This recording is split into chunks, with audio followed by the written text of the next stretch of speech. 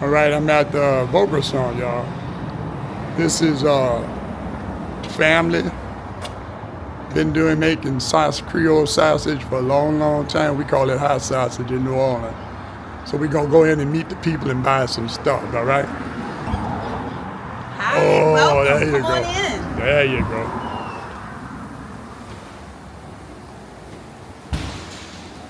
And look, they make it here. They make the sausage right here in the place. Every day. So how you doing? I'm doing well. How long this family been in this business? 125 years. This is our anniversary year. Since 1899. Been making sausage for a long, long time. So it was really important to come back to this community and Yeah, continue. right. Because after Katrina, it was, Wiped out. yeah. And they redid the place, and it's beautiful. And there's my beautiful wife. And this is Vance Vaucresson, beautiful wife. And it's a family business, y'all. And so this sausage, you need to keep it frozen because it doesn't have all those It preservatives. does not have all the preservatives and additives. Right. So, yeah, I'm going to show them how I cook it a little bit later on. But if you want the real deal in New Orleans, Creole hot sausage. They do some other stuff too. They do a chicken sausage. We do Creole chicken sausage, we do crawfish sausage, jerk chicken sausage, of course the hot sausage, but we do chicken hot sausage, we do turkey hot sausage, Italian sausage, green onion, and I think that's it for right now. And we do hog's head cheese, which Yeah. is an iconic food. Right. We're Now, starting to make it. if Vance was here, he wouldn't call it hog head cheese. He'd call it Seventh Ward Creole pate. pate. But we know what it is. And I'm going to get some of both of them. Okay. And thanks for taking this minute with me. I just want to let people around the world know, one, how nice y'all are. Two, that this is a great business to support. And it's delicious. And I'm going to do that tonight because my wife made some red beans the other day. You gotta have it. And we haven't eaten none because we didn't have the hot sausage. I mean, red beans without Vaucresson hot sausage just don't work. We got red beans. I was looking at some fish or shrimp or something, but I'm good.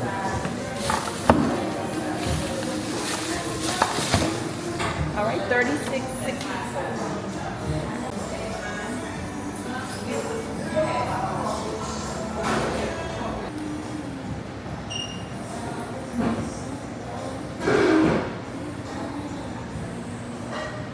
I've been praying I'll be living for the next one. What they say? Is it 20-something years?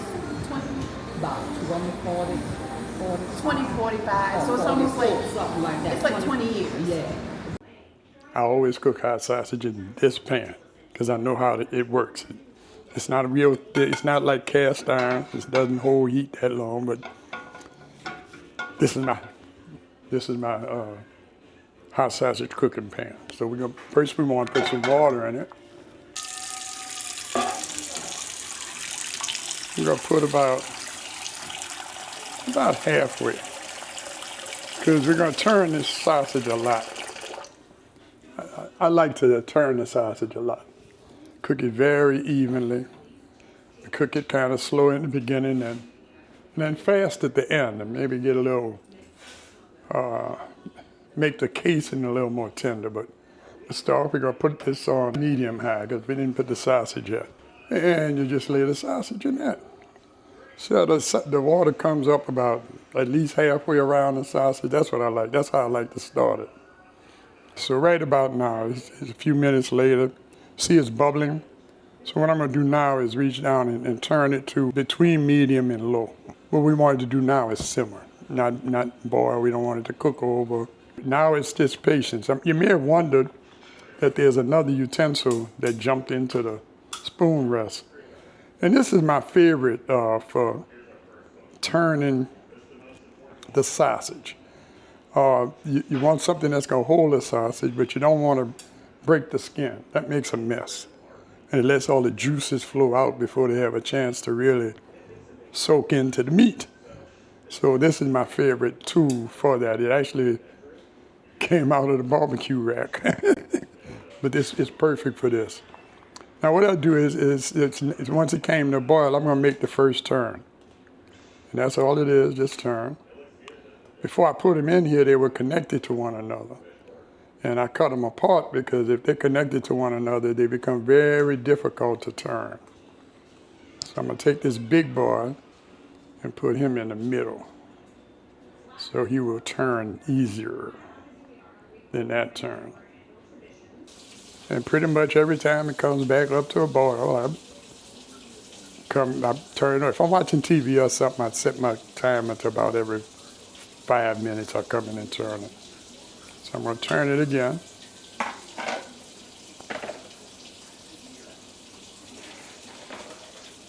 Now one note is these sausages are not cooked. You know, like you buy a sausage sometime, even like wieners. Most of the time when you buy wieners, they're fully cooked. Lots of sausage that we buy in the stores are fully cooked. This one's not. We need to make sure that we cook it well enough so that we don't have any problems with the food. You know, at the beginning of the video, I talked about how you don't want to bust the skin. See right here, there's little bubbles. Man, if you were to stick a fork in these sausages right now, hot liquid would bounce out, would pour out like squirt. It might get you. We have our dentist guest house upstairs, and I'll tell you what, about this time in the process of cooking the hot sausage, if there's anybody upstairs, they know it, and they probably would want some. We don't share a hot sausage that much. So the sausage has been cooking for about 30 minutes now, and it's pretty much cooked. So I turn the temperature up a little more because I'm trying to get rid of some of that water, cook it down a little bit, because that makes a nice little, you know, at the end of it, it's a nice little juice to have the sausage resting in. So now I'm just trying to get rid of some water. Sausage is pretty much cooked. I'm still gonna turn it, but it's pretty much there. Like I said, if you could smell it, you'd want some. Yeah, so Boo's over there cooking up some brown basmati rice. That's what we eat with our red beans and rice. Much healthier, and to me it's delicious. It adds a little flavor of its own. But unlike lots of brown rices, it's not really tough at all. If you cook it right, it's delicate. This is the chicken version of the sausage. This is actually my first time trying this. And if this would have been the original hot sausage, there's a little chicken fat you can see floating around in the water. Had this been the original sausage, that would have been, of course, pork fat, and it turns red. It seems to like dissolve the cayenne seasonings and takes on a color where obviously this chicken fat hasn't done that. So that's one of the differences. So if you buy the original hot sausage and you cook it towards the end, what's now like a little golden fat floating around would be the kind of a reddish fat. I think it's cooked down enough. I'm going to just turn off the fire.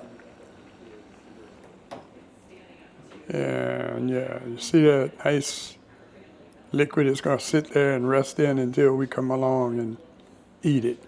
Yes, indeed. Now, that's the sausage. Now, remember I was telling you about this basmati rice, this brown basmati rice. That's brown rice, but you see how fluffy it is? And it's not hard, it's not coarse, it's not extra chewy. Wherever you do searches, just search for brown basmati rice, Basmati rice. That's the red bean. See, look. Then the little pot, then the little Magna-Lite pot. Some of y'all don't know anything about Magna-Lites. We inherited these from my mother-in-law. But look how creamy. Look how creamy that is. Some people might call it almost like a soup, but it's thick and rich, and when you put it on that rice, oh Lord, and with the hot sausage on the side, I'm gonna do a demonstration. Okay, all right, you're twisting my arm. Yeah, put some rice on your plate. I always have trouble figuring out how much. I'm a 4 like spoon man, but I hadn't had them in a while, so I'm gonna put 5 spoons. Yeah, yes, indeed. Then taking some of my boo's red beans. Man, my wife makes some red beans. Everybody in the family wants my wife's red beans. Her sister gonna come over tonight and have some red beans. My grandson probably be dropping by during the week for some red beans. She has to cook red beans to bring to my granddaughter's graduation in Atlanta. There's some red beans. Now, I'm gonna put that little piece of sausage right there. Now, I had a hard decision.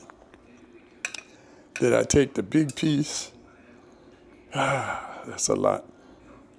But I'll take this piece. But I wouldn't be surprised if I come back and get another little notch of this big one later on. That's been sitting and soaking in that juice I was telling you about, right? So yes, it's kind of that simple.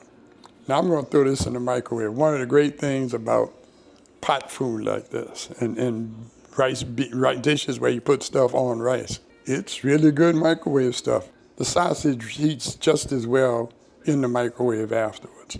So it's a perfect dish. Like we cook this in the refrigerator, we'll put that in the refrigerator tonight. But notice this is a little small pot of beans. It's a big pot of beans. You don't cook a small pot of red beans.